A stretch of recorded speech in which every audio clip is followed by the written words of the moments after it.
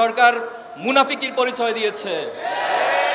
বাংলাদেশে যারা মানুষ গড়ার কারিগর সেই শিক্ষকদেরকে এখানে রোদের মধ্যে বৃষ্টিতে ভিজে এভাবে মানবেতরভাবে তাদের যে যৌক্তিক দাবি, এই যৌক্তিক দাবির জন্য এভাবে মানবেতরভাবে বসে থাকতে হবে, এর চেয়ে বড় লজ্জা, এর চেয়ে বড় কষ্ট, এর চেয়ে বড় দুঃখজনক ঘটনা বাংলাদেশের জন্য আর কিছু হতে পারে না।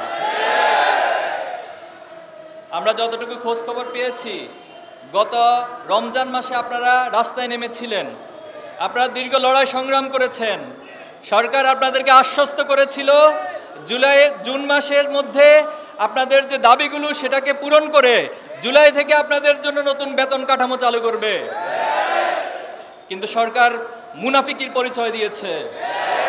জুলাই পার হয়ে নভেম্বর এসেছে, শিক্ষকদেরকে আবার রাস্তায় নামতে হয়েছে। এটা এই সরকারের জন্য লজ্জাজনক।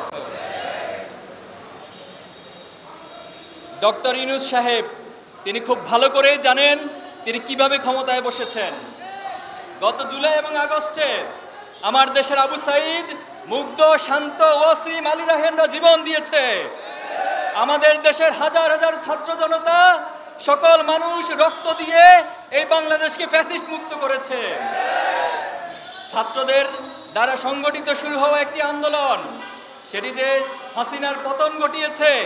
এই সরকারের প্রথম কর্তব্য ছিল বাংলাদেশের শিক্ষা প্রতিষ্ঠান, শিক্ষার মান উন্নয়ন, শিক্ষকদের উন্নতির কথা চিন্তা করা। কিন্তু আমরা দেখেছি শিক্ষা খাত এবং শিক্ষা ব্যবস্থার জায়গায় সরকারের কোনো ন্যূনতম দৃষ্টি ছিল না। তারা সবচেয়ে বেশি উদাসীনতার পরিচয় দিয়েছে এই শিক্ষা খাতের ক্ষেত্রে। আপনারা বিচারের নামে বিচার করছেন, করতে থাকুন। এত প্রমাণ থাকার পরে খুনি হাসিনার বিচার দীর্ঘমেয়াদী দীর্ঘসূত্রতার মধ্য দিয়ে করছেন, সেটাও আমরা সহ্য করছি, শহীদ পরিবার সহ্য করে নিচ্ছে। সংস্কারের নামে দীর্ঘদিন যাবৎ ঐক্যমত কমিশনের রাজনৈতিক দলগুলোকে নিয়ে এসে ভালো ভালো খাবার দাবার দিয়ে লম্বা লম্বা সময় ধরে রাষ্ট্রের অর্থ ব্যয় করে এখন পর্যন্ত জুলাই সনদ স্বাক্ষর করেছেন, কিন্তু সেই জুলাই সনদকে আইনি রূপ দিতে পারেন নাই। আপনাদের সফলতাটা কোথায় আজকে বলুন আমাদেরকে, কোথায় আপনারা সফল হয়েছেন? রক্তের উপরে বসে আছেন, অথচ ঘুমিয়ে ঘুমিয়ে রাষ্ট্র চালাচ্ছেন। রাষ্ট্রের সমস্যা সমাধান করতে না পারলে এই রাষ্ট্রের ক্ষমতায় কারো টিকে থাকার অধিকার থাকবে না।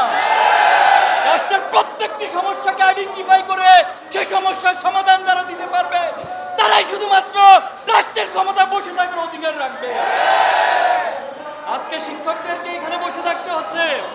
আমরা ইসলামী ছাত্র শিবিরের পক্ষ থেকে শিক্ষকদের আন্দোলনের সাথে সর্বাত্মক আমরা সমর্থন জানাচ্ছি এবং দ্রুত সময়ে দাবি করছি শিক্ষকদের এই দাবিকে দ্রুত সময়ে মেনে নিতে হবে। বাংলাদেশের ছাত্র সমাজ হাসিনাকে যেভাবে পতন করেছে, বাংলাদেশ ছাত্র সমাজ জানে কিভাবে করে দাবি আদায় করে নিতে হয়। আজকে যদি শিক্ষকদের দাবি মেনে নেওয়া না হয়, বাংলাদেশের ইসলামী ছাত্র শিবির সহ সাধারণ শিক্ষার্থীরা যদি শিক্ষকদের সাথে এসে নেমে যায়, তাহলে সরকারের সামর্থ্য থাকবে না এই আন্দোলনকে দমানো।